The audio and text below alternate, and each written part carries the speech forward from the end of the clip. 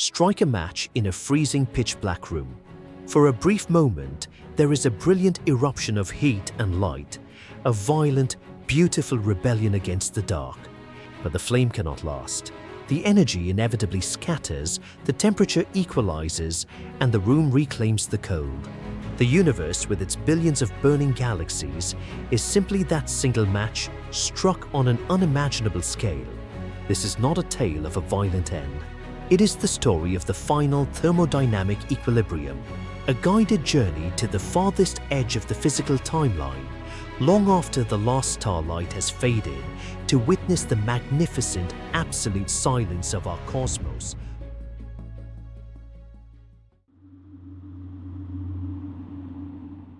We currently reside within the Stelliferous Era, the age of starlight.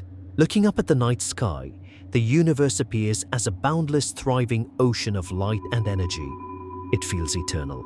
Yet, on the grand timescale of the cosmos, this era of brilliant illumination is merely a fleeting spark. Our Sun, along with the billions of stars scattered across the galactic filaments, is currently in its main sequence phase. They are burning, and in the physical universe, all fuel is strictly finite. To understand how the era of starlight will eventually end, we must first understand the mechanical nature of a star. A star is not a solid object. It is an ongoing physical event, a sustained reaction suspended in the vacuum of space. At the heart of every main sequence star exists a flawless architectural tension known as hydrostatic equilibrium. Gravity, an inherent and relentless property of mass, constantly attempts to crush the star inward, trying to condense all that matter into a single infinitesimal point. To counteract this crushing weight, the core of the star acts as a thermonuclear furnace. Deep inside, where temperatures exceed 15 million degrees, hydrogen nuclei, which are essentially solitary protons, move with extreme kinetic velocity. They move so fast that they overcome their natural magnetic repulsion, smashing into one another and fusing to create a heavier element, helium. This is the fundamental heartbeat of the universe. Every time this fusion occurs, a microscopic fraction of mass is converted directly into pure outward radiating energy. It creates a colossal thermal pressure that pushes back against gravity. Think of it as a perfect structural standoff. A massive ceiling that wants to collapse under its own weight, but an eternal pillar of atomic fire holds it up. The balance is elegant. It is highly efficient, but it demands a constant supply of hydrogen. As millions of years stretch into billions, the hydrogen deep within the stellar core eventually begins to dwindle. The rate of fusion slows down. Consequently, the outward thermal pressure begins to drop. Gravity never tires. It never sleeps. The moment the outward pressure weakens, gravity immediately seizes control and begins to compress the core further. A star is a closed system. The helium created by billions of years of fusion is denser and heavier than hydrogen. It cannot be used as fuel at these current temperatures, so it simply accumulates in the very center, much like heavy ash building up at the bottom of a hearth. As this inert helium ash piles up, the active hydrogen-burning region is pushed outward, forming a thin shell surrounding the dead center. The core becomes choked by its own byproducts. Without the outward pressure from the very center, the immense weight of the star causes the helium core to compress rapidly. This extreme compression generates new, intense frictional heat. The temperature inside the core skyrockets from 15 million degrees to over 100 million degrees. The star is mechanically reacting to its own failure. The immense heat radiating from this collapsing core pushes violently against the outer layers of hydrogen plasma. Picture an ancient sprawling metropolis spread across a dark continent. For billions of years, its grand power stations have hummed with absolute efficiency, illuminating the night sky with brilliant white and blue lights. But the deep reservoirs are running dry. The massive underground turbines begin to slow. The city does not go dark in a single instant. Instead, district by district, the central engines overheat in a desperate attempt to maintain power. The infrastructure begins to warp and swell under the strain. This is precisely what happens to the star. The intense internal heat forces the outer layers to expand outward, moving millions of miles away from the center, out into the freezing vacuum of space.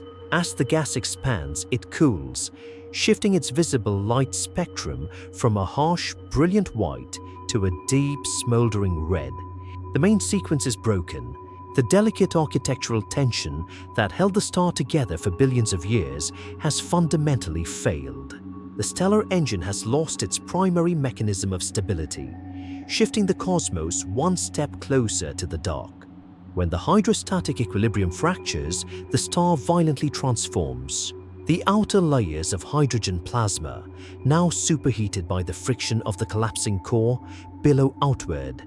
The star expands into a red giant, swelling to hundreds of times its original volume. It is a silent, devastating expansion. If a star like our Sun reaches this stage, its atmosphere will push outward to completely engulf the orbits of its inner planets, vaporizing rock and atmospheric gases in a matter of days. But in the physics of the cosmos, this sheer size is a sign of weakness, not strength. The star has lost its gravitational grip because the outer layers are now millions of miles away from the dense center. The gravitational hold on them becomes incredibly tenuous. The star begins to bleed mass into the void. It does not explode, it simply lets go.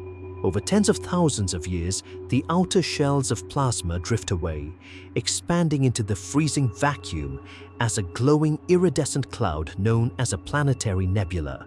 It is a quiet shedding of material, a cosmic exhalation. The gases disperse, carrying the heavy elements forged in the core out into the interstellar medium. As the glowing mist of the nebula finally dissipates, the dying heart of the star is exposed to the dark.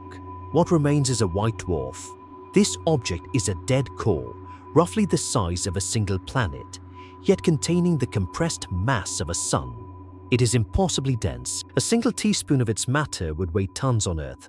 However, the fusion has stopped entirely. The white dwarf generates no new energy. It is completely passive, a glowing ember left behind in the snow, slowly radiating its residual heat into the absolute zero of space. This marks a profound transition in the timeline of reality. The universe will continue to form new, smaller stars from these scattered ashes for a time. But the grand machinery is breaking down. The era of the massive, brilliant blue giants is over.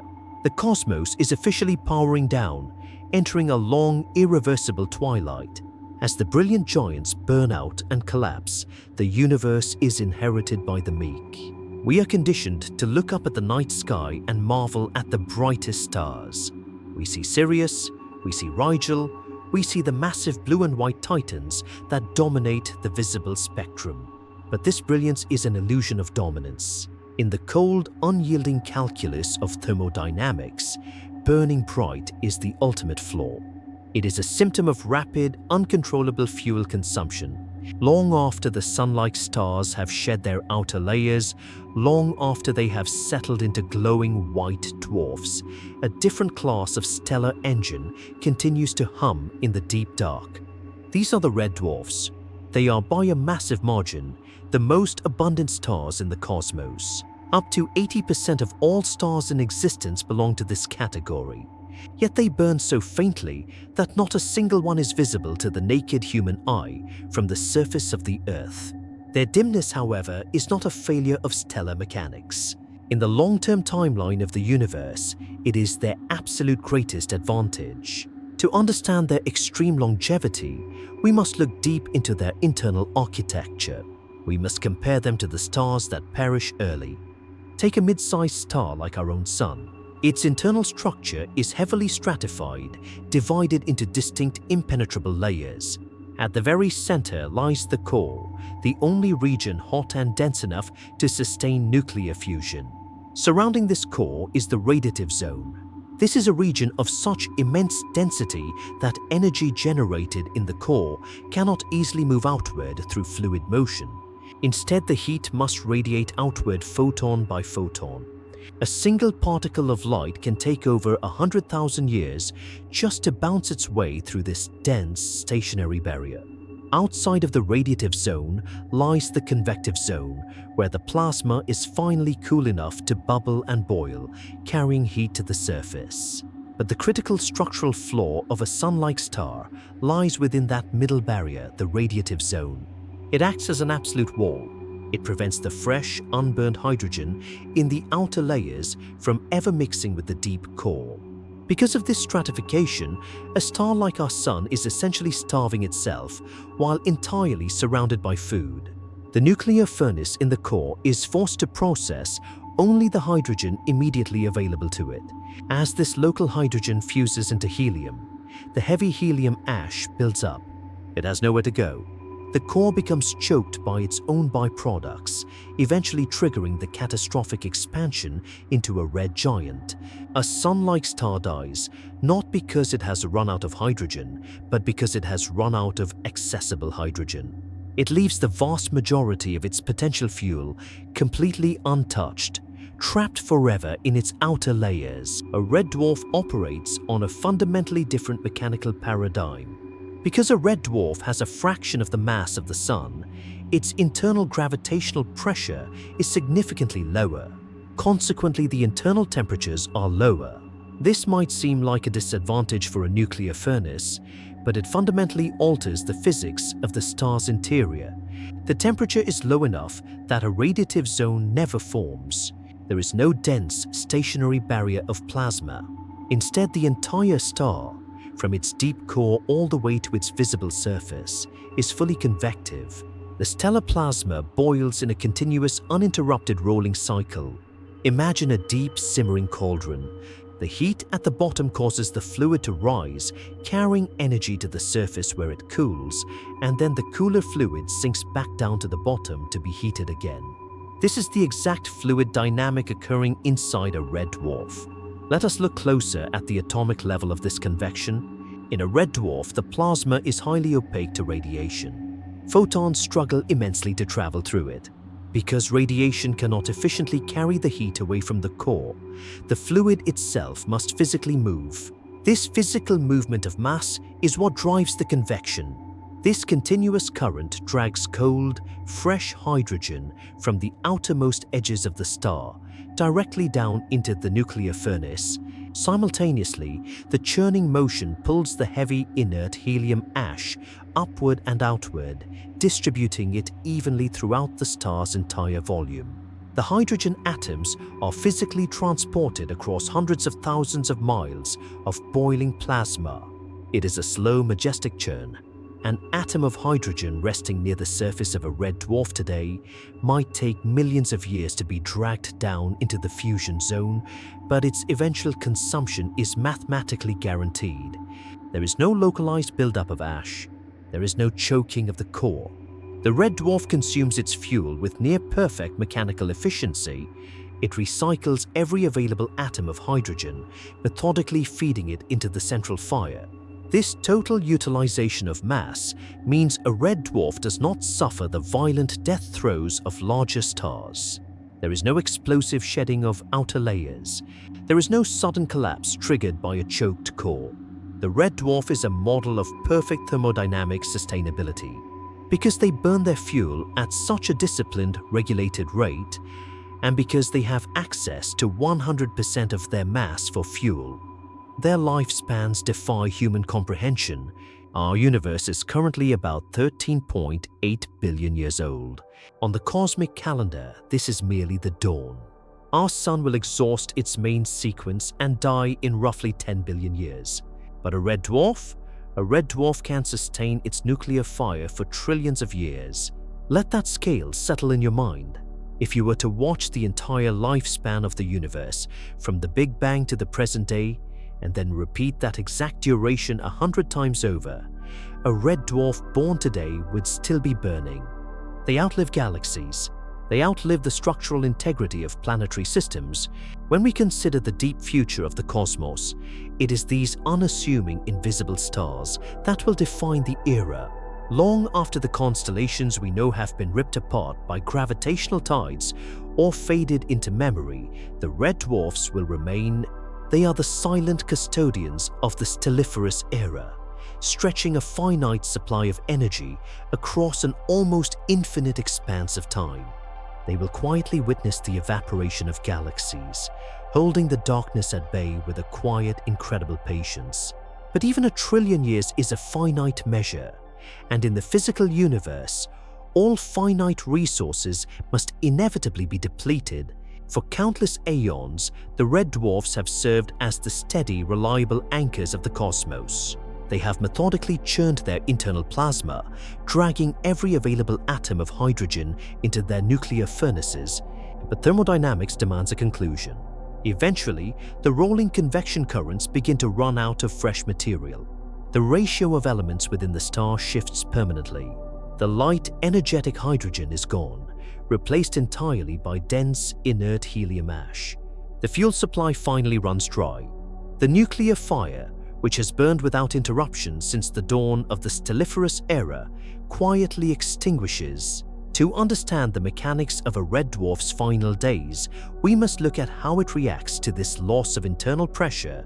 In massive stars, the core collapses with such violence that it forces the helium ash to ignite, triggering a new volatile phase of fusion. A red dwarf, however, lacks the sheer mass required to force helium atoms together. Gravity simply cannot generate the necessary pressure to overcome the atomic repulsion of helium nuclei. Therefore, there is no second ignition, there is no violent explosion. There is only a slow mechanical surrender to gravity. As the outward thermal pressure drops to zero, the immense weight of the star compresses the remaining helium core. As the matter is squeezed together, this gravitational contraction generates a massive amount of internal friction. It is a fundamental law of physics. Compressing a gas increases its temperature. The star is mechanically reacting to its own shutdown. This final wave of internal heat pushes its way to the surface. As the surface temperature rises dramatically, the star's radiation shifts across the electromagnetic spectrum. It moves from a deep, smoldering red through the yellow and white frequencies, and finally into a brilliant harsh blue. Astrophysicists call this theoretical state a blue dwarf. It is the final feverish gasp of a dying star. For a brief period in the deep future, the universe will be dotted with these strange, hot blue spheres. They are not creating new energy, they are simply radiating the latent heat of their own gravitational collapse. But this phase is highly transient. Once the star has compressed as far as the laws of quantum mechanics will allow, the contraction stops, the friction ceases, the heat source is gone. The blue dwarf quickly radiates its remaining surface heat into the freezing vacuum and settles into a dense, glowing remnant. It becomes a white dwarf. It joins the trillions of other dead cores scattered across the expanding void. This marks a profound and irreversible threshold in the timeline of reality. At this exact moment, the universe officially ceases to produce new visible light. The grand machinery of nuclear fusion, the process that illuminated the cosmos for trillions of years, has permanently broken down. The era of starlight is officially over. What remains is a universe populated entirely by cooling embers. There are white dwarfs. There are the hyper-dense neutron stars, and there are the cold, wandering planets that have survived the death of their suns. These remnants possess no internal power source. They are entirely passive objects. However, they do not go dark overnight.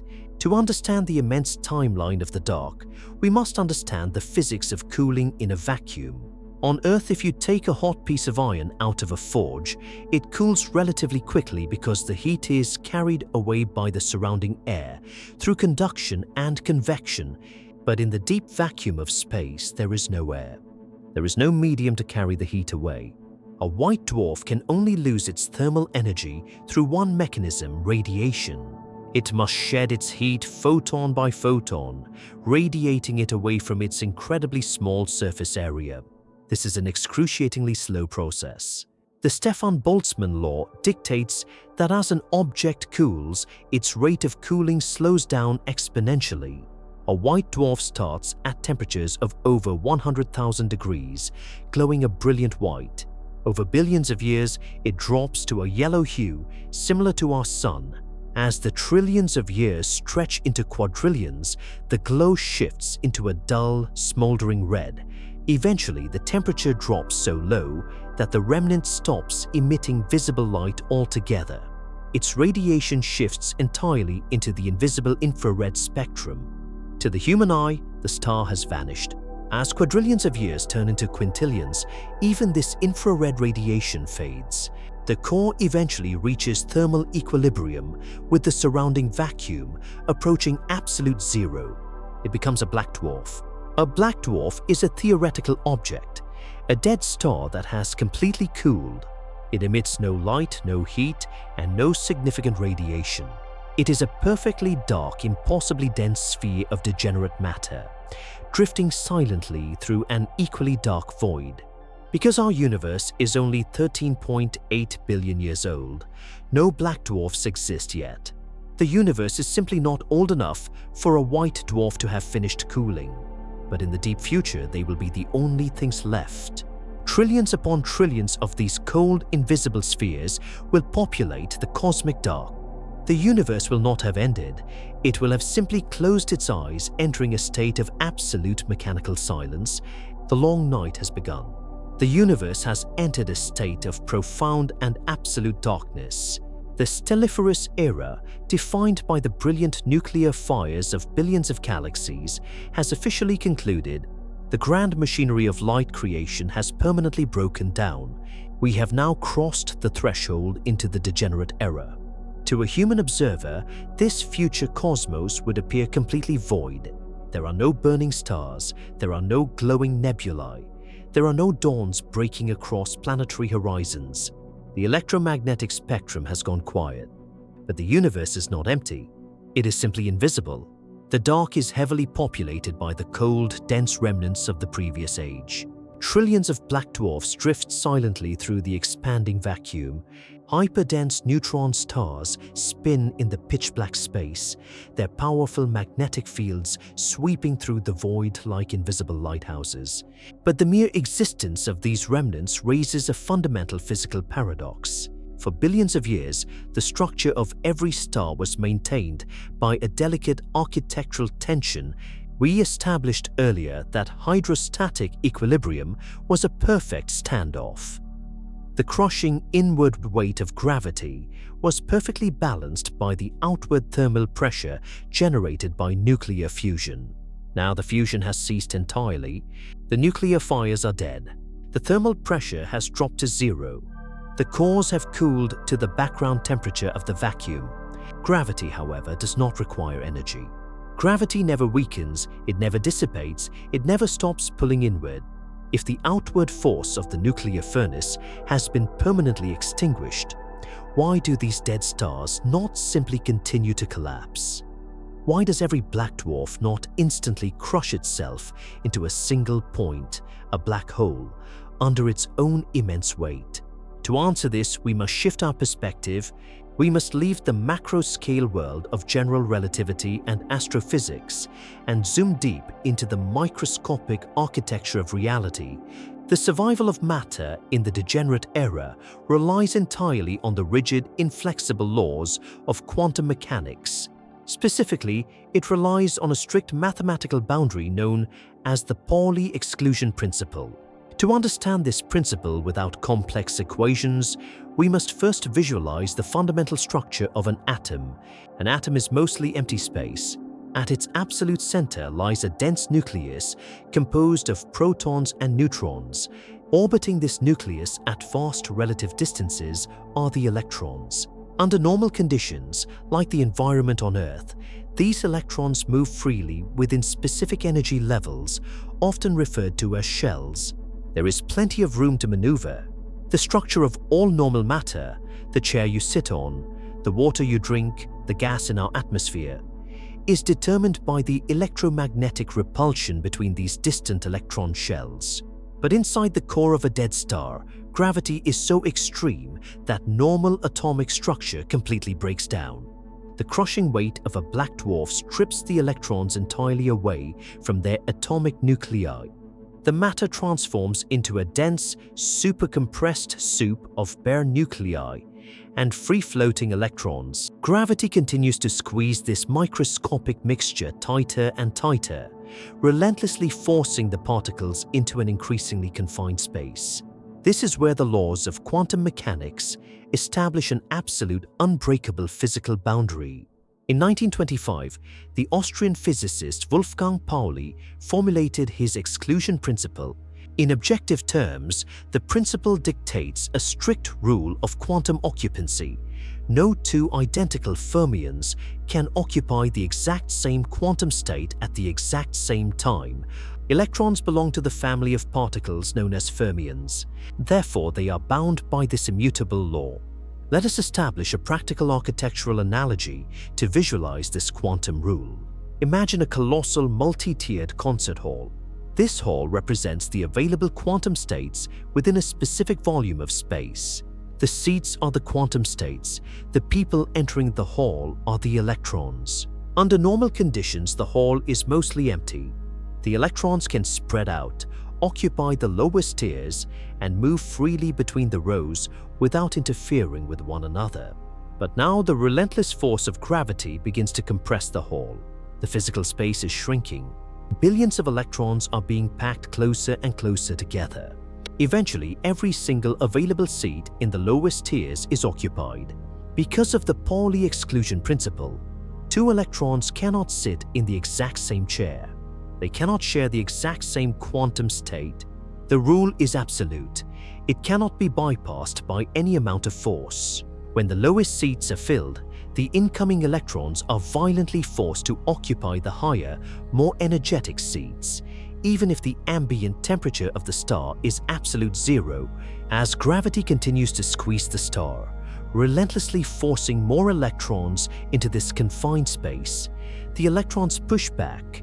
They violently resist being forced into identical quantum states. This resistance generates a massive outward force. Physicists call this electron degeneracy pressure. This pressure is fundamentally different from the thermal pressure of a living star. Thermal pressure requires a constant input of heat. It requires an active burning nuclear fire. Degeneracy pressure requires absolutely nothing. It is a purely mechanical structural property of the universe. It is the inherent refusal of matter to be compressed beyond a certain mathematical limit. In a black dwarf, it is this quantum resistance, this electron degeneracy pressure, that finally halts the gravitational collapse. The mass of an entire sun is held up not by heat, not by fire, but by the inflexible rules of quantum seeding. The star has become a single colossal crystal of degenerate matter. It is unimaginably dense. A single cubic centimeter of a black dwarf would weigh tons on Earth. Yet it is perfectly stable. It can sit in the dark void for quadrillions of years, requiring absolutely zero energy to maintain its rigid structure. But what happens if the mass of the dying star is even greater? What happens if the gravitational weight is so immense that it overwhelms even this quantum resistance? If a dying star is massive enough, specifically if its core exceeds roughly 1.4 times the mass of our Sun, a boundary known as the Chandrasekhar limit, gravity breaches the first quantum defense. The concert hall collapses. The immense weight forces the electrons to literally smash into the protons within the atomic nuclei. This violent merger neutralizes their electrical charge, fusing the particles together to create a solid mass of neutrons. The star instantly shrinks from the size of a planet down to a perfect sphere no larger than a small city.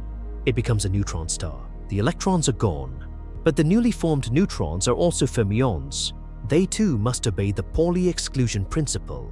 They form a new, exponentially denser concert hall.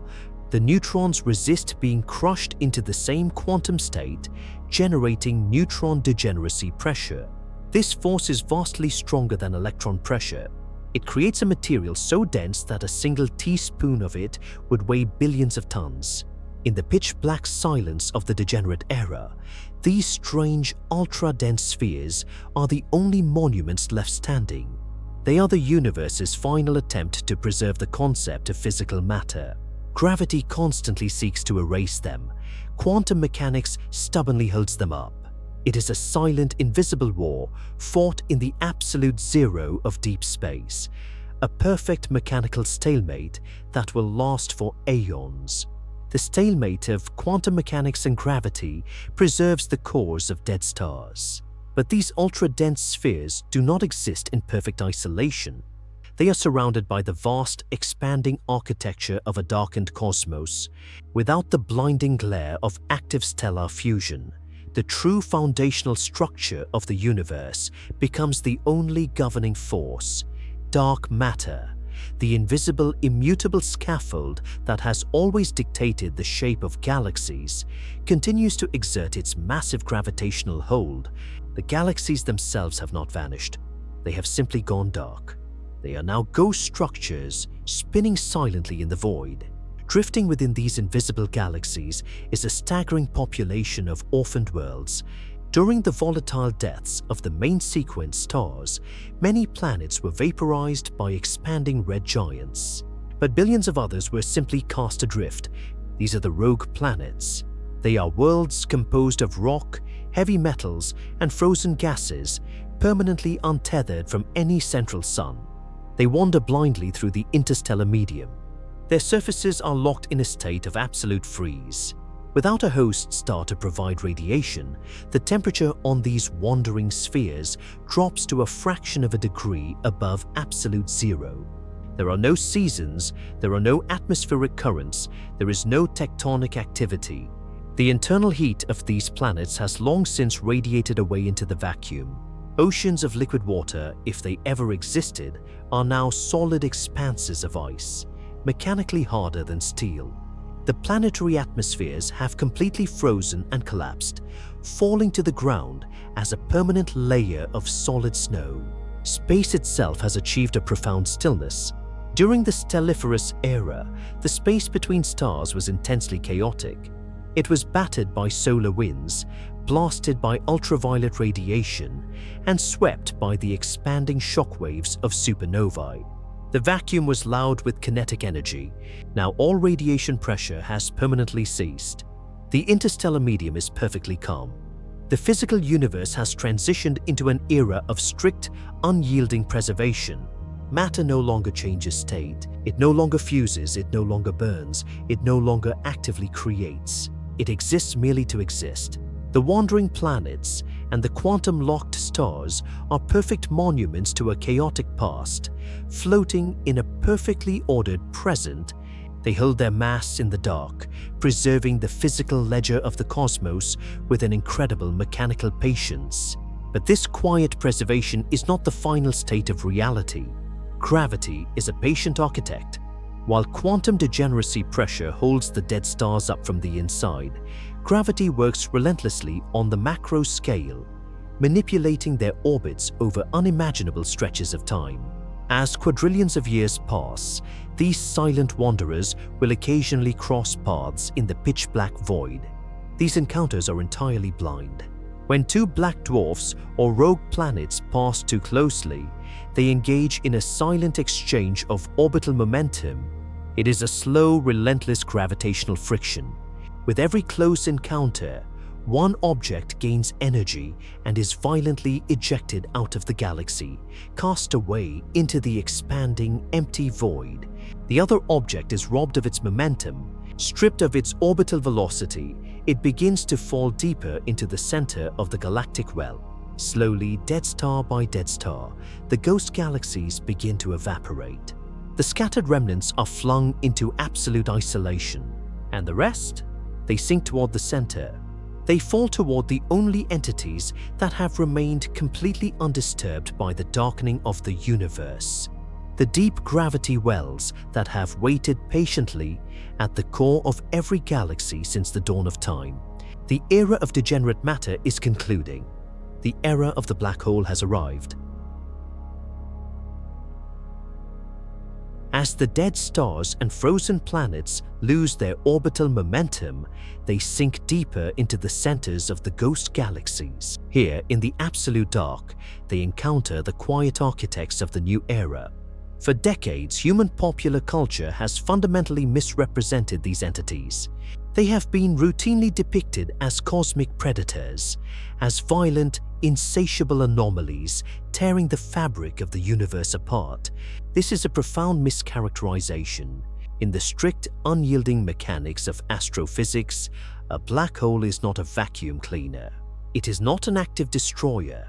It is merely a region of extreme geometry. To understand the true nature of a black hole, we must completely discard the concept of gravity as a simple pulling force. Instead, we must look to Albert Einstein's general theory of relativity.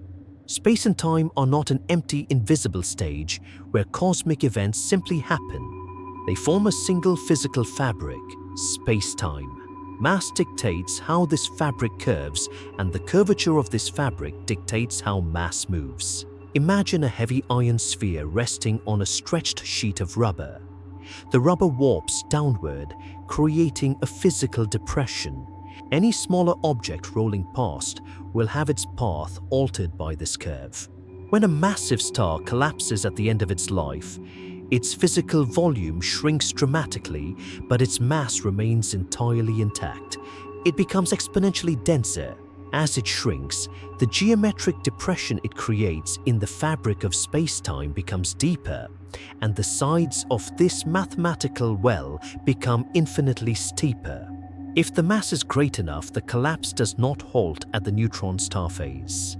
It continues until the physical volume of the star approaches zero. The matter is compressed into a single infinitesimally small coordinate. We call this a singularity. The depression in space-time becomes a bottomless, vertical drop. But the black hole itself is not the singularity. The black hole is the boundary surrounding it. We call this boundary the event horizon. The event horizon is not a physical surface. You cannot touch it. It has no substance, no friction, and no temperature. It is a purely mathematical threshold. It marks the exact coordinate where the space-time well becomes so steep that the escape velocity required to climb out exceeds the speed of light. Because absolutely nothing in the physical universe can travel faster than light, nothing that crosses this threshold can ever return. Not matter, not radiation, not information. When you look at an event horizon, you are not looking at a dark object. You are looking at the absolute absence of paths. In normal space, an object has the freedom to move in any three-dimensional direction. But once inside the event horizon, the curvature of space-time is so extreme that the geometry of reality completely breaks down. Every possible trajectory, every single direction an object could theoretically move, points exclusively toward the central singularity. Space itself flows inward faster than light. Within this boundary, moving toward the center is not a matter of gravitational pull. It is an inevitable function of time. The singularity no longer lies beneath you. It lies in your absolute future. Yet, for an observer safely outside this boundary, the black hole is a perfectly calm, passive entity. If you were to replace our sun with a black hole of the exact same mass, the Earth would not be suddenly sucked in. Our orbit would remain mathematically identical. The gravitational curve millions of miles away remains completely unchanged. The only difference is that our planet would freeze in the dark. A black hole is the most physically simple object in the universe.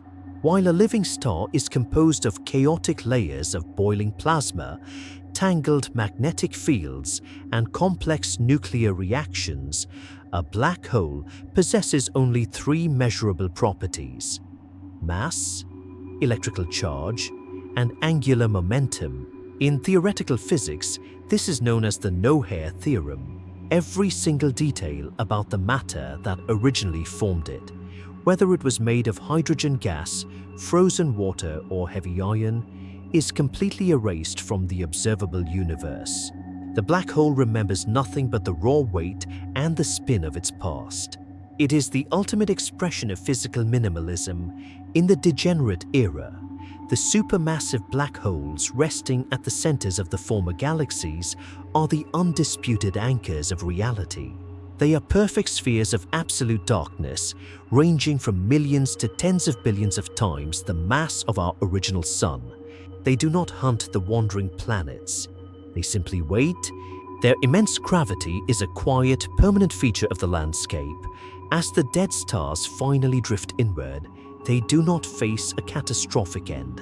They simply slip across a mathematical boundary, silently adding their mass to the exact center of the geometric well. This is a concept of profound mechanical beauty. It requires no monsters, it requires no violence. The universe is not being destroyed, it is simply consolidating. In the modern universe, the one illuminated by starlight, the environment surrounding a supermassive black hole is a theater of extreme kinetic violence. When vast clouds of interstellar gas or wandering stars are caught in the gravitational pull, they do not fall straight down. They form a massive, swirling accretion disk. The friction generated by this spiraling matter creates temperatures in the millions of degrees, releasing flares of X-ray radiation so brilliant they can outshine entire galaxies. We call these active galactic nuclei, or quasars. But in the degenerate era, the quasars have been dead for eons. The interstellar medium has been entirely swept clean. There is no loose gas, there is no ambient dust, there is no friction to generate light. The accretion disks have long since fallen across the event horizon or been blown away into the void. The supermassive black holes now sit in a vacuum of absolute silence, surrounded only by the cold, discrete spheres of black dwarfs and rogue planets. Because the ambient material is gone, the gathering of matter is no longer a continuous glowing stream. It has become an incredibly rare, perfectly dark and mechanical process. To understand how a supermassive black hole gathers these final remnants, we must examine the mechanics of orbital dynamics. In the absence of friction, an orbit is a highly stable mathematical state. A black dwarf circling a central black hole will theoretically maintain its trajectory forever. Gravity alone does not simply pull objects out of orbit. Something must actively remove their kinetic energy to force them inward. In this dark era, that energy is removed through complex gravitational interactions. Imagine the central region of a ghost galaxy. It is heavily crowded with dead stars, all orbiting the central geometric well. Over millions of years, the orbital paths of these dense spheres will inevitably bring them close to one another. When 2 or 3 black dwarfs pass in close proximity, they engage in a brief, intense gravitational dance. This is known in astrophysics as an n-body interaction. It is a strict exchange of momentum. The laws of physics dictate that the total energy of the system must be conserved. During this close encounter, one of the black dwarfs will be slingshotted outward, stealing a massive amount of kinetic energy from the others. It is accelerated to a speed so extreme that it completely breaks free of the galaxy's gravitational hold. It is cast out into the intergalactic void, condemned to wander the absolute emptiness forever. But this escape comes at a cost. The other black dwarfs in the exchange lose their momentum. Stripped of the kinetic energy required to maintain their stable orbits, they begin to sink. They fall deeper into the gravitational well of the supermassive black hole. It is a relentless mathematical sorting process. The galaxy is actively dismantling itself, sacrificing a portion of its mass to the void in order to feed the remainder to the center. Eventually, a sinking black dwarf will reach the final boundary. It approaches the event horizon. Popular imagination often visualizes this moment as a catastrophic tearing of matter. We are taught the concept of spaghettification, where the difference in gravitational pull between the front of an object and the back is so extreme that the object is stretched into a thin stream of atoms. While this is true for small stellar mass black holes, the physics of a supermassive black hole dictate a profoundly different reality. Because a supermassive black hole is so unimaginably large, the curve of its event horizon is incredibly gentle. The gravitational gradient, the difference in pull across a short distance, is extremely shallow. Therefore, when a black dwarf possessing the mass of a sun and the rigid density of a quantum crystal reaches the edge of a supermassive black hole, it does not shatter. It is not torn apart. The tidal forces are simply not strong enough to overcome the electron degeneracy pressure holding the dead star together. The black dwarf crosses the event horizon completely intact. There is no flash of light. There is no burst of radiation. There is absolutely no signal sent to the outside universe to mark the event. One moment, the dead star is occupying a coordinate in observable space-time. The next moment, it has passed beyond the mathematical veil. Once inside, it continues its inevitable fall toward the singularity, its mass perfectly added to the total weight of the black hole. In response, the event horizon expands outward by a microscopic fraction of a millimeter. This is the true nature of the black hole era. It is not an era of destruction, it is an era of absolute consolidation. Slowly, methodically, over time frames that render the word billions entirely insufficient, the black holes act as the final vaults of reality. They gather the dense, frozen remnants of the Stelliferous Era, locking the physical history of the universe away behind an impenetrable boundary of curved space-time. The ghost galaxies are shrinking. The wandering matter is being organized into perfect dark spheres, and yet, even this state of profound equilibrium will not last forever. The n-body interactions described previously are highly efficient at clearing the crowded centers of the ghost galaxies, but they require close proximity. They require a dense, chaotic population of wandering remnants to exchange momentum. What happens to the dead stars that orbit in relative isolation, or those locked in distant binary pairs far from the galactic core? In classical Newtonian physics, a perfect vacuum offers absolute zero resistance. If an object is placed in a stable orbit around a central mass, and there is no atmospheric drag or friction, it will theoretically trace that exact same mathematical circle for eternity. Energy is conserved, the orbit is permanent, but Albert Einstein demonstrated that our universe does not operate on a purely Newtonian framework. Space is not an empty, passive void. Space-time is a physical geometric fabric, and this fabric can ripple. Imagine trailing your hand through a perfectly still pool of water. As your hand moves, it pushes against the medium, creating waves that ripple outward across the surface. Those waves require energy to form. That energy is not created from nothing. It is transferred directly from the kinetic motion of your hand into the water. If you stop applying internal force, the resistance of the water, the creation of those waves, will eventually drag your hand to a halt. This is the exact mechanism of orbital decay in the deep universe. When two massive objects, such as a pair of black dwarfs or a dead star, orbiting a central supermassive black hole, move through the curvature of space, they churn the geometric fabric. Their massive gravitational wells drag through the space-time medium. This continuous rhythmic motion generates physical ripples in the fabric of reality itself. Astrophysicists call these ripples gravitational waves. They are not waves of light or radiation. They are literal distortions of distance and time. If a strong gravitational wave were to pass through you right now, the actual physical space you occupy would briefly stretch in one direction and compress in the other. Your physical mass would remain the same, but the geometry containing you would warp. In the black hole era, these waves act as the ultimate mechanism of cosmic friction. As the binary pairs orbit each other in the dark, they constantly emit these invisible ripples. The waves radiate outward at the exact speed of light, carrying with them a tiny fraction of the system's orbital kinetic energy. This is not a sudden violent loss of momentum. It is the slowest, most quiet leak imaginable. For a binary pair of dead stars orbiting at a distance equivalent to our Earth and Sun, the energy carried away by gravitational waves is infinitesimally small. The orbit shrinks, but it shrinks by less than the width of a single proton every century.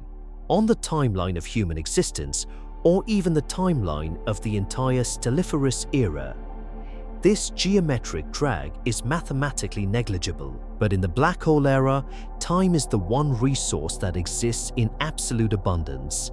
We must discard our understanding of millions or billions of years. We must begin to measure time in quintillions, in time frames so vast they render the entire history of the universe, up to this point, a mere rounding error. Over these unfathomable stretches of time, the continuous, invisible emission of gravitational waves relentlessly drains the kinetic energy from every orbiting body. There is no escape from this geometric friction. It is a fundamental property of moving mass. As the objects lose energy, their orbits tighten.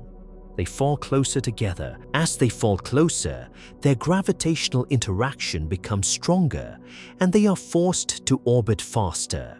The faster they orbit, the more violently they churn the space-time fabric, emitting stronger and more frequent gravitational waves.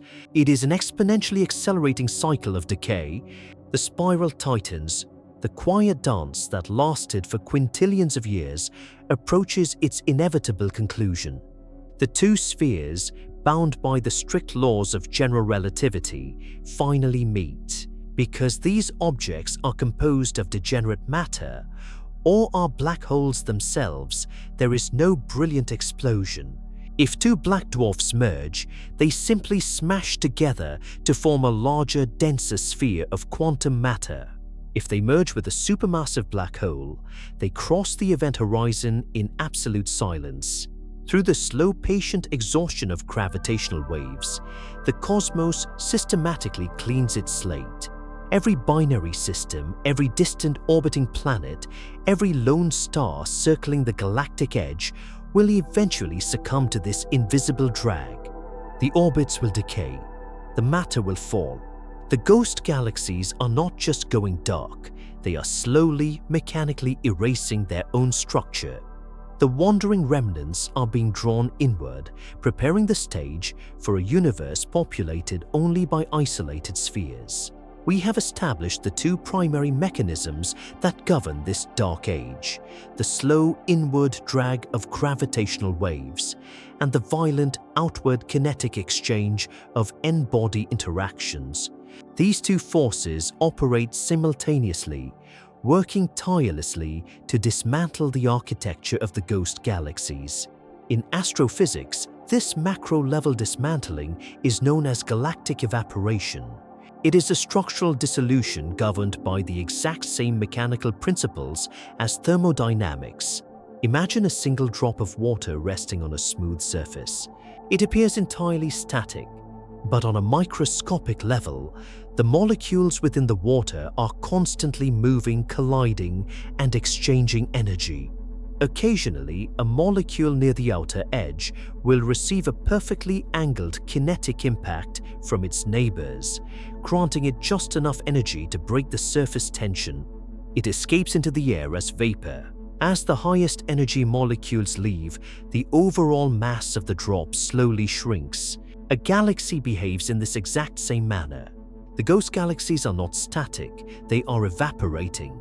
As the trillions of black dwarfs and rogue planets orbit in the dark, they constantly exchange momentum through close gravitational encounters. During these silent, frictionless collisions, a small percentage of objects are accidentally granted extreme kinetic velocity. They are accelerated beyond the galactic escape speed. These objects break the gravitational tether of the central supermassive black hole. They cross the mathematical boundary of the galaxy's edge and are cast adrift into the vast, expanding intergalactic void. Once ejected, they become truly isolated. There are no surrounding structures to guide them. There is no central mass to orbit. They are condemned to travel in a straight, unchanging line through the absolute zero of deep space for eternity. Over quintillions of years, this continuous shedding takes a massive toll on the host galaxy.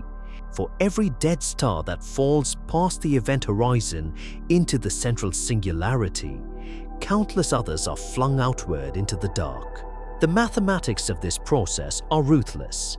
The galaxy is steadily losing its total mass, and as the galaxy loses mass, its overall gravitational grip weakens. This creates a positive feedback loop of structural collapse. With less total gravity holding the system together, the escape velocity required to break free drops significantly. It becomes increasingly easier for the remaining dead stars to be slingshotted outward. The rate of evaporation accelerates. Eventually, the threshold of structural integrity is permanently broken. The beautiful, spiraling architecture that defined the Stelliferous Era, the grand gravitational arms of the Milky Way, the massive glowing halos of Andromeda, completely unravels. The dark matter halos that once acted as the invisible scaffold for the galaxy lose their grip on the scattered baryonic matter. The galaxy ceases to exist as a cohesive physical entity. It simply dissolves. What is left behind is a landscape of profound and total isolation. The central supermassive black holes, having consumed a fraction of their host galaxy's original mass, now sit entirely alone. The accretion process is over. There is no more matter left to fall inward. The orbital decay of gravitational waves has claimed everything within immediate reach, and the n-body interactions have scattered everything else into the void. The universe has effectively dismantled its own largest structures. The wandering rogue planets and ejected black dwarfs drift endlessly through an expanding space, moving steadily away from one another. The supermassive black holes wait in the center of empty, invisible coordinates. The cosmos has been reduced to a scattered collection of silent, disconnected spheres, sharing no light, exchanging no gravity, and slowly losing the ability to even perceive one another's existence. The physical dismantling of the galaxies has left the universe in a state of profound segregation. The scattered black dwarfs, the rogue planets, and the supermassive black holes now drift in an unfathomable emptiness. But this isolation is not merely a matter of vast distances. It is about to become absolute. It is about to be enforced by the fundamental geometry of the cosmos itself. To understand the ultimate fate of these scattered spheres, we must introduce the final dominant force of reality. We must look at dark energy. During the Stelliferous Era, gravity was the undisputed architect of the universe. It pulled matter together, it ignited stars, it held entire galactic superclusters in a delicate, rotating web. But gravity has a fatal mechanical weakness. Its strength is strictly dependent on proximity. As objects move further apart, the gravitational attraction between them weakens exponentially. Dark energy operates on a completely inverted paradigm. Dark energy is not a localized force. It does not emanate from mass. In standard cosmological models, it is understood as a fundamental property of space itself. It is an intrinsic negative pressure built into the very fabric of the vacuum, and unlike gravity, it does not weaken with distance. It is constant.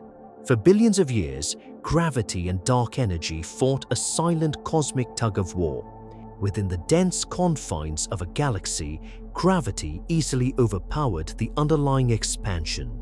The matter was simply too close together. But out in the vast empty voids between the galactic clusters, there was very little mass.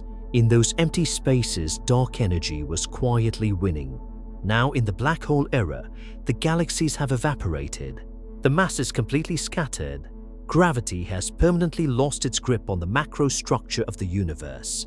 Because dark energy is a property of space, a chilling mathematical reality takes hold. As space expands, it creates more space. More space means there is a greater total amount of dark energy. This greater amount of dark energy pushes outward even harder, causing space to expand even faster. It is an inescapable, accelerating positive feedback loop. To visualize this mechanism, we must not think of the dead stars and black holes as moving through space. Imagine two ships resting on a perfectly calm ocean. The engines are off. They are not sailing away from one another. However, the water between them is mathematically multiplying. Because new water is constantly being created between the two hulls, the ships are pushed further and further apart. The universe is expanding, and the rate of this expansion is accelerating continuously. Eventually, the rate at which the space between any two isolated objects is multiplying reaches a critical threshold. The expansion of the gap exceeds the speed of light. This does not violate the laws of relativity. Albert Einstein dictated that no physical object can travel through space faster than light. But there is no speed limit on the expansion of space itself. The geometric fabric of reality is not bound by the speed of a photon. When the expansion of space between two objects exceeds the speed of light, a cosmological horizon is drawn between them. This horizon is an absolute physical boundary of causality.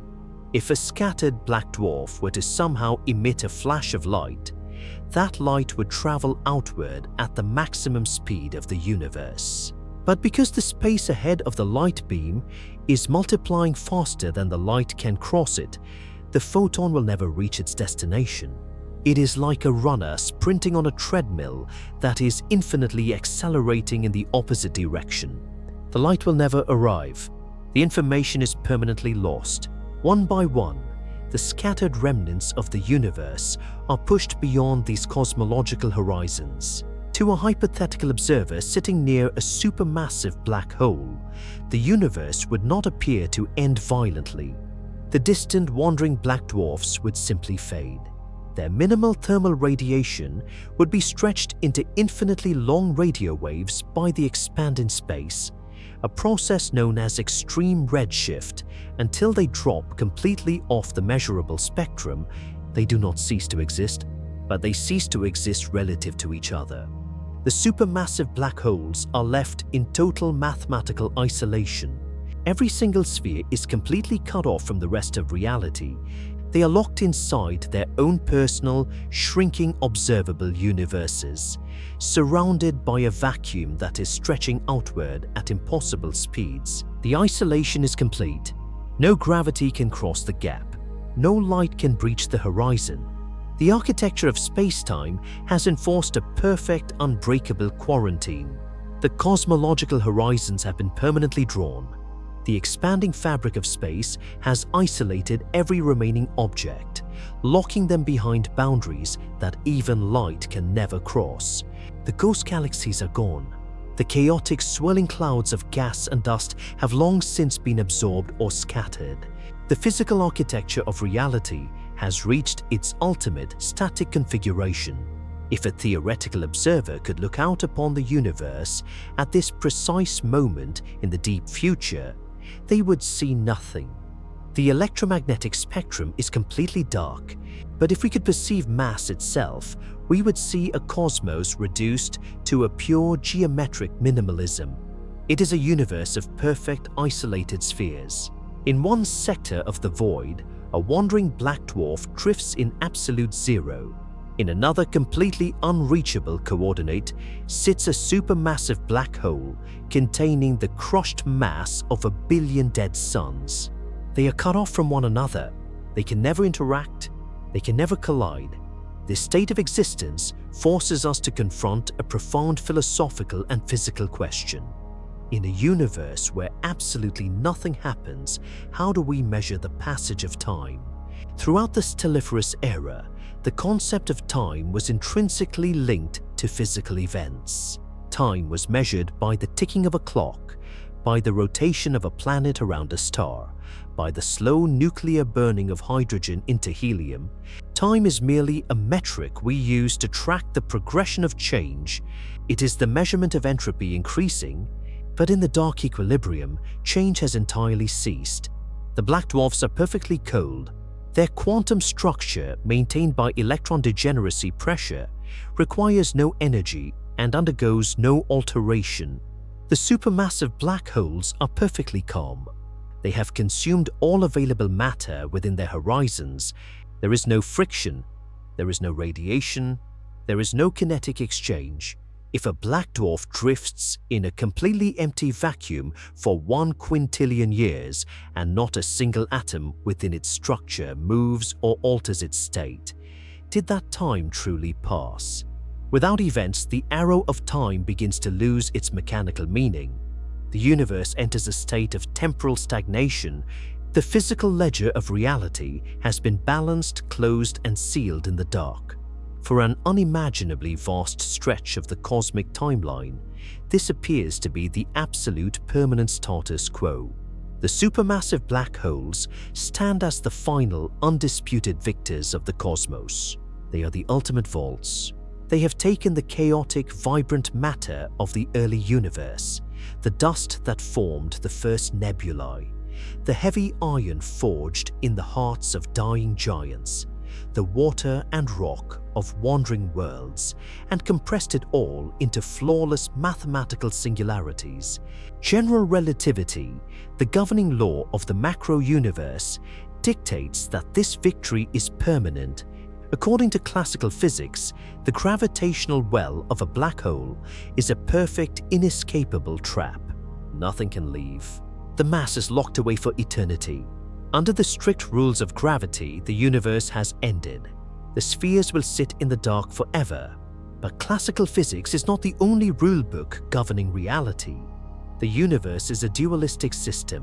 While general relativity dictates the behavior of the unimaginably massive, the rules of quantum mechanics dictate the behavior of the infinitesimally small. And in the strict mathematical framework of quantum theory, there is a fundamental truth that gravity cannot ignore. In the quantum realm, there is no such thing as a perfect trap. There is no such thing as a perfect vacuum. And there is no such thing as zero energy.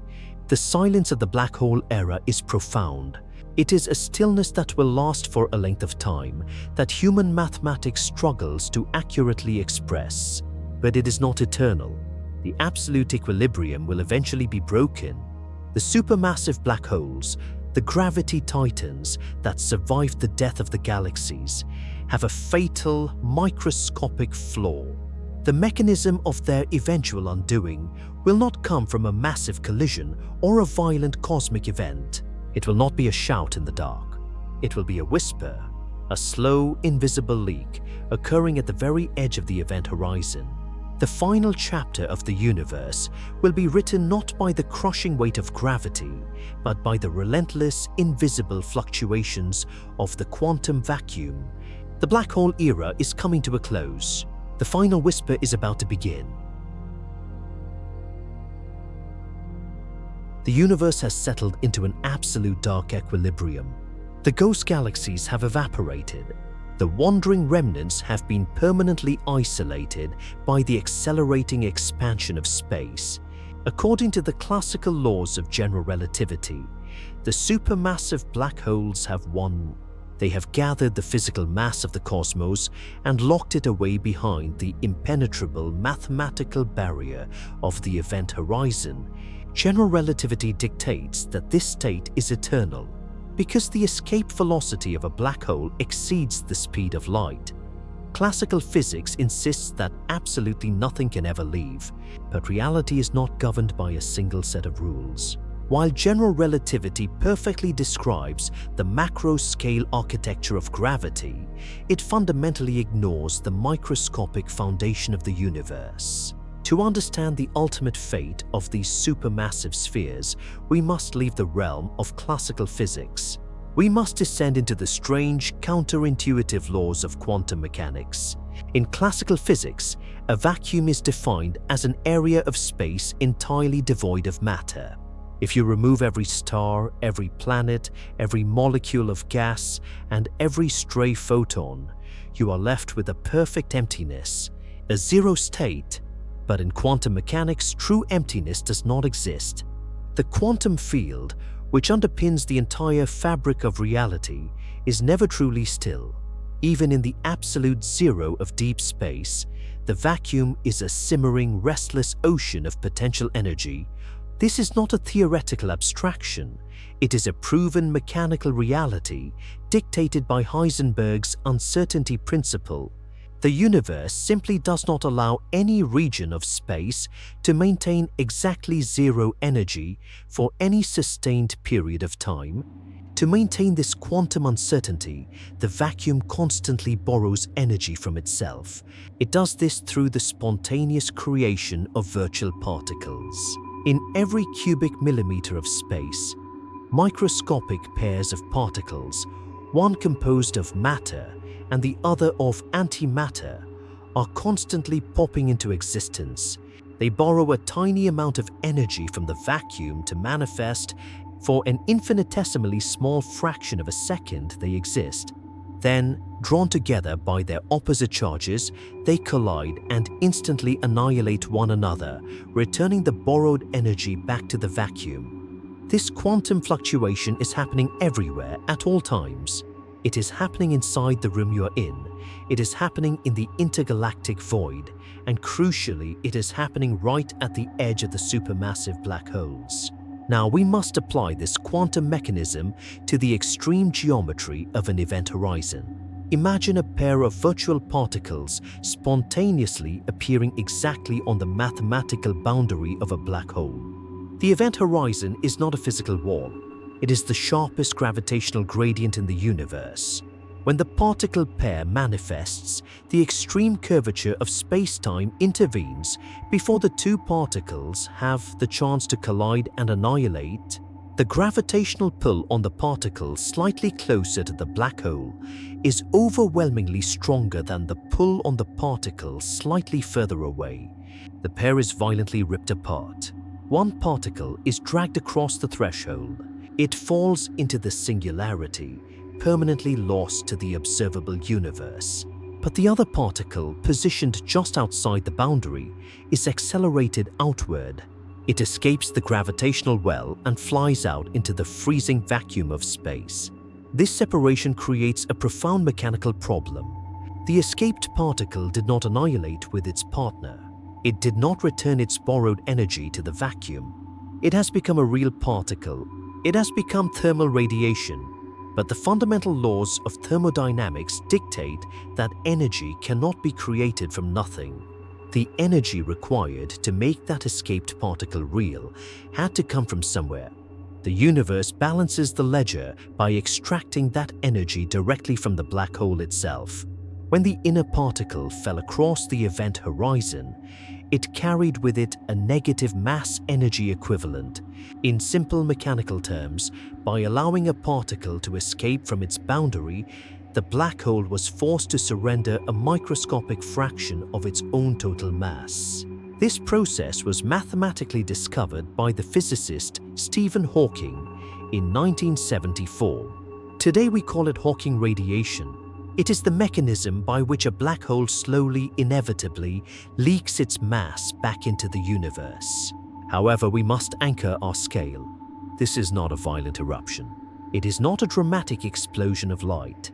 Hawking radiation is the slowest, most quiet physical process in the known cosmos. The larger the black hole, the colder and slower it radiates. For a supermassive black hole containing the mass of 1 billion suns, the temperature of its Hawking radiation is billions of times colder than the ambient temperature of the deep space vacuum. The rate at which it loses mass is so agonizingly slow that if you were to watch it for 1 trillion years, you would not be able to measure a single change in its size.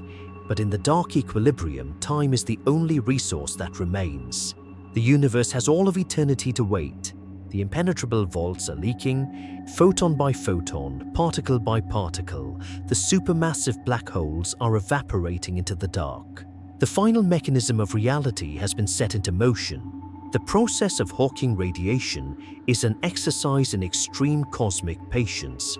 The physics governing this quantum evaporation dictate a strict inverted relationship. The rate of evaporation is inversely proportional to the mass of the black hole. This means the largest entities in the universe are the slowest to die.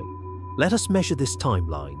A standard stellar mass black hole, one created by the collapse of a single giant star, might take 10 to the power of 67 years to fully evaporate. That is a 1 followed by 67 zeros. But the supermassive black holes resting in the centers of the former galaxies are exponentially larger. For these gravity titans, the evaporation timeline stretches out to 10 to the power of 100 years. In mathematics, this number is known as a googol. This number is so vast that it breaks the architecture of human comprehension. If every single atom in the observable universe contained an entire universe itself, and every atom within those nested universes contained yet another universe, and you counted every single atom in that infinite nesting doll of realities, you would still not reach a googol. Over this incomprehensible stretch of time, the supermassive black hole sits in the dark. It is completely isolated. The expanding fabric of space has pushed all other matter beyond the cosmological horizon. It is just the sphere, the quantum vacuum, and the slow, invisible leak of thermal radiation. For quintillions of aeons, nothing changes. The black hole sheds its mass particle by particle. But as the mass slowly decreases, the mechanical dynamic begins to shift. As a black hole loses mass, its event horizon shrinks. As the horizon shrinks, the gravitational gradient at the mathematical boundary becomes sharper. This sharper, steeper curve makes it easier for the virtual particle pairs to be ripped apart by the tidal forces. The math is relentless. The smaller the black hole becomes, the hotter it gets. And the hotter it gets, the faster it evaporates. For 99% of its lifespan, the supermassive black hole is freezing cold. It leaks mass at a rate that is practically zero. But in the final fractions of its existence, the timeline violently accelerates. The sphere shrinks from the size of a solar system down to the size of a planet and then to the size of a mountain. As its physical volume decreases, its surface temperature skyrockets. The invisible infrared radiation shifts across the electromagnetic spectrum. It becomes visible. It begins to glow. It glows a deep, smoldering red, then yellow, then a blinding, brilliant white. After 10 to the power of 100 years of absolute pitch-black silence, the black hole becomes a blazing point of light. It is a solitary beacon burning in an entirely empty universe. In its final seconds, the evaporation reaches a crescendo. The remaining mass is converted entirely into energy in a single, massive burst of gamma radiation. It is a flash of light, a sudden brilliant illumination in the void, and then it is gone. There is no remnant. There is no dead core left behind in the snow. The physical mass that once made up billions of stars, wandering planets, and vast nebulae has been completely translated back into raw, scattered radiation. The gravitational well flattens out. The geometry of space-time returns to a perfect, undisturbed plane. The vault is completely empty. This exact mechanical process will occur for every single black hole in the cosmos. One by one, separated by vast, uncrossable distances, the final spheres will flash and then fade. The era of the gravity titans will end. The universe will be left entirely smooth. The evaporation of the supermassive black holes accounts for the vast majority of the organized mass in the universe. But it does not account for everything. Long before the gravity titans began their slow microscopic leak, billions of rogue planets and black dwarfs were scattered into the expanding void by galactic evaporation. They were pushed beyond the cosmological horizons, permanently isolated by dark energy. To these wandering remnants, the evaporation of the black holes is an event that occurred outside their observable reality. They sit alone in the freezing dark. They are composed of solid iron, frozen rock, and degenerate carbon. According to classical thermodynamics and standard quantum mechanics, these dense spheres should persist for eternity. They have reached absolute zero. They have no kinetic energy left to expend. They are mathematically perfectly stable, but modern theoretical physics contains a deeper layer of inquiry. Before we proceed into the final disposition of physical matter, we must establish a strict scientific boundary. The mechanism we are about to explore, the decay of the proton, has never been observed in a laboratory. It is a theoretical hypothesis. However, it is not science fiction. It is a deeply mathematical prediction derived from the grand unified theories, or GUTS, which represent the mainstream effort of modern physics to combine the fundamental forces of nature into a single, elegant framework. To understand why a frozen black dwarf might eventually dissolve, we must look at the deepest, most fundamental building blocks of its structure. All ordinary matter in the cosmos, the heavy metals in a rogue planet, the compressed carbon in a black dwarf, the gases that once fueled the stars, is made of atoms. Atoms, in turn, are built around a dense central nucleus containing protons and neutrons. For the entire history of human science, the proton has been considered an absolutely stable particle. It does not naturally decay. It seems to possess an infinite, unchanging lifespan. But the grand unified theories propose that the forces holding the proton together are not immune to the passage of extreme, unfathomable stretches of time.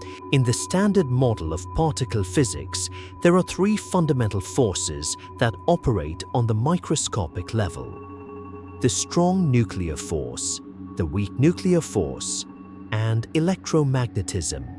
At the current freezing temperatures of the universe, these three forces operate entirely independently. They have different strengths and different operational rules, but physicists theorize that if you rewind the cosmic clock back to the exact fraction of a second after the Big Bang, when the universe was incomprehensibly hot and dense, these three forces were not separate. They were perfectly merged into one single unified force. As the universe expanded and cooled, this underlying symmetry was broken. The unified force fractured into the three distinct forces we see today. If this mathematical unity is true, it introduces a subtle but profound mechanical vulnerability into the structure of the proton. It implies that the subatomic particles making up the proton, known as quarks, are theoretically capable of changing their fundamental nature. They can transform into lighter particles over immense timescales. This process is incredibly rare. The mathematics suggest that the half-life of a single proton is roughly 10 to the power of 34 years. To put this timescale into perspective, if you were to observe a massive pool containing 10 to the power of 34 protons for an entire year, you would expect to see only one single proton decay. It is an event of such extreme rarity that it is practically non-existent on the human timescale, or even the timescale of the entire Stelliferous Era. But in the dark equilibrium, time is the dominant and abundant factor. Time forces probability to become an absolute certainty. For the isolated black dwarfs and rogue planets, this theoretical decay acts as a microscopic, unstoppable erosion. Every so often, a single proton deep within the iron core of a rogue planet will reach the end of its statistical lifespan.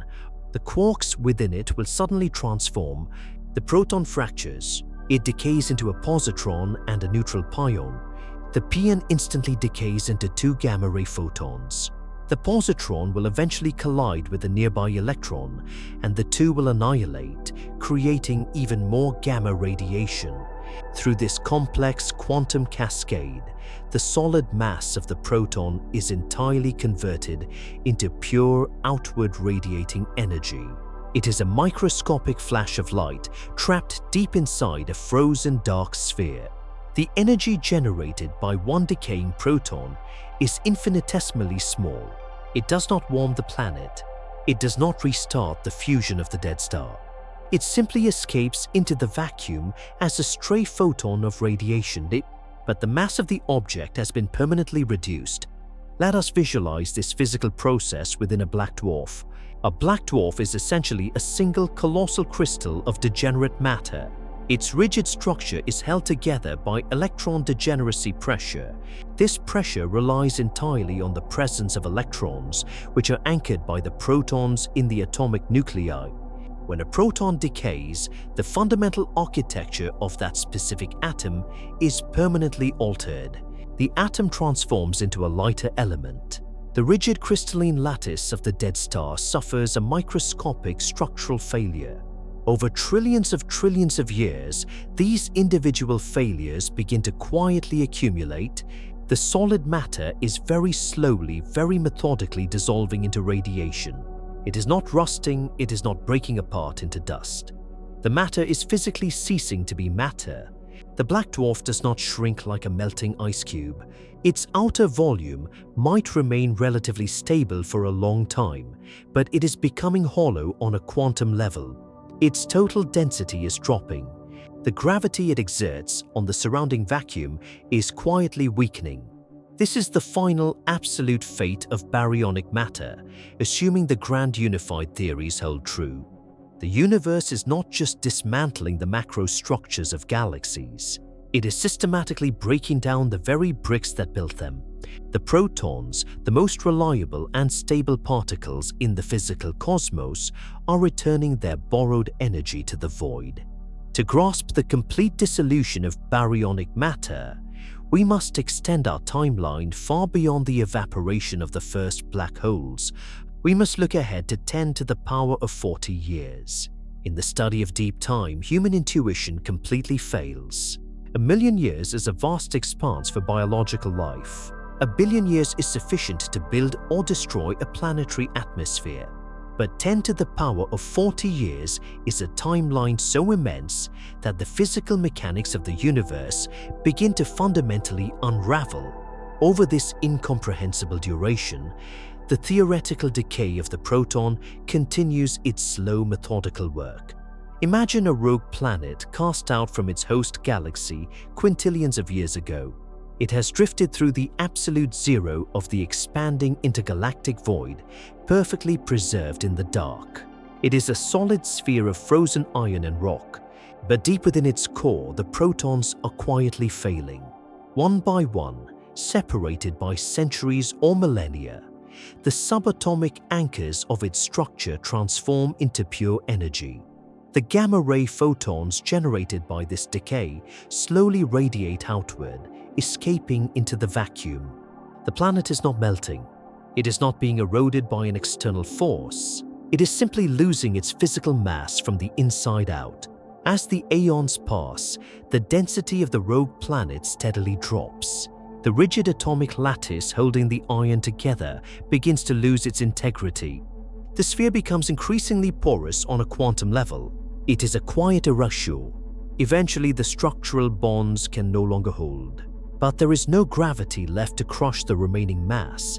There is no heat left to melt it. The planet simply dissolves. Its remaining atoms drift apart, breaking down into a microscopic mist of decaying particles until even those particles transform into radiation. The solid sphere becomes a ghost of photons, and then it is gone. This exact mechanical dissolution is occurring everywhere to every surviving piece of ordinary matter. The wandering asteroids, the frozen moons, the scattered clouds of interstellar dust. Everything is subject to the same quantum decay. Even the black dwarfs are not immune.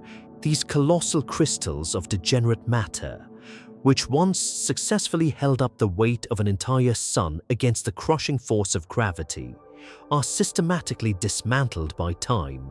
Electron degeneracy pressure, the quantum force that maintained their rigid structure, requires the presence of electrons, and those electrons are anchored by the protons.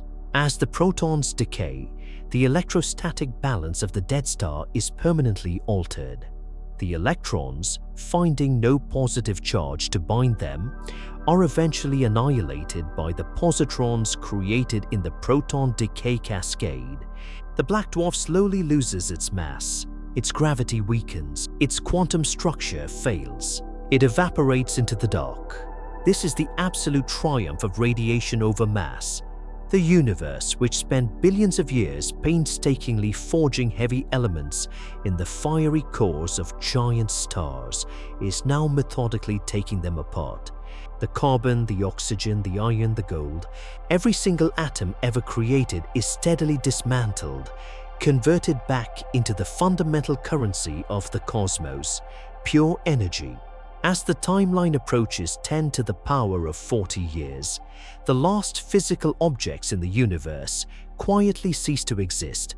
There are no more stars, there are no more planets, there are no more black holes. The physical ledger is entirely clean. The cosmos has been completely emptied of baryonic matter.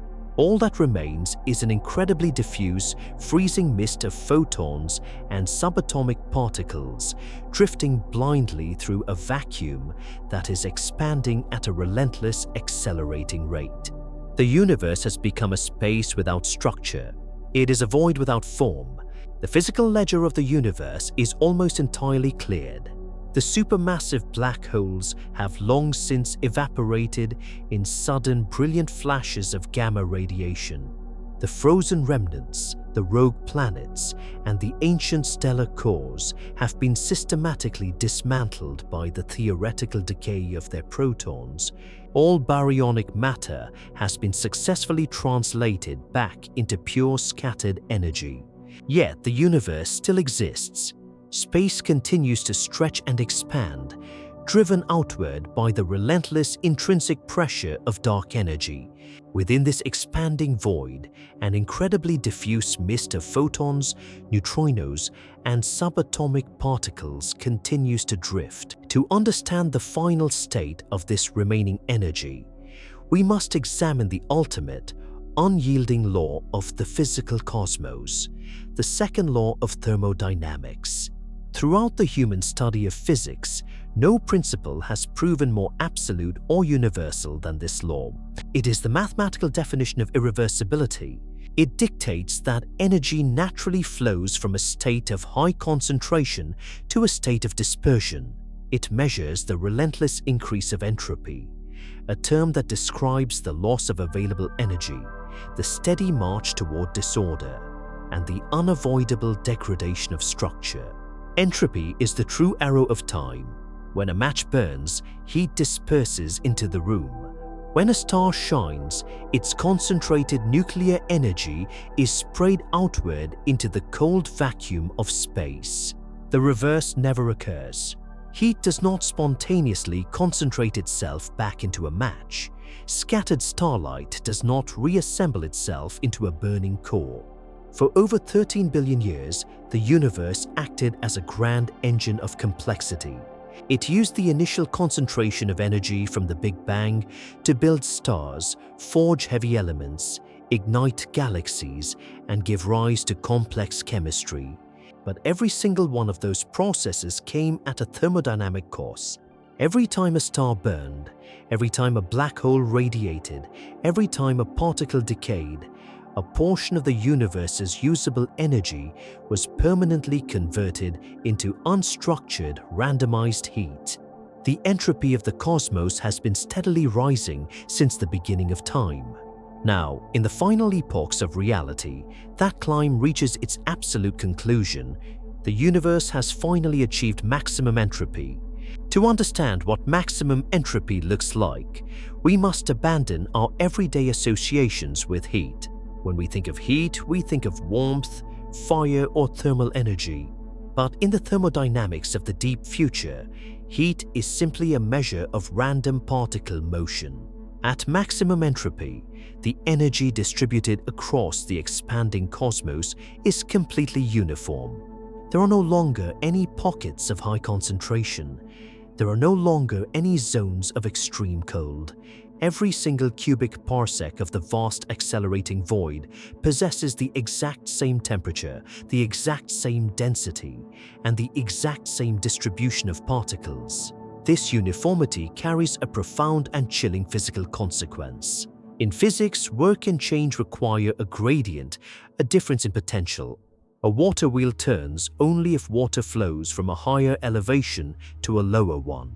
An engine operates only if there is a difference in temperature between a hot source and a cold sink. When the entire universe achieves a state of absolute thermal equilibrium, every gradient is completely erased. There is no hot and no cold. There is no high pressure and no low pressure. There is no differential of energy left anywhere in the cosmos. Every photon, every stray particle is surrounded by an identical neighbor. Without a gradient, energy can no longer be transferred. Without the transfer of energy, no physical work can ever be performed again.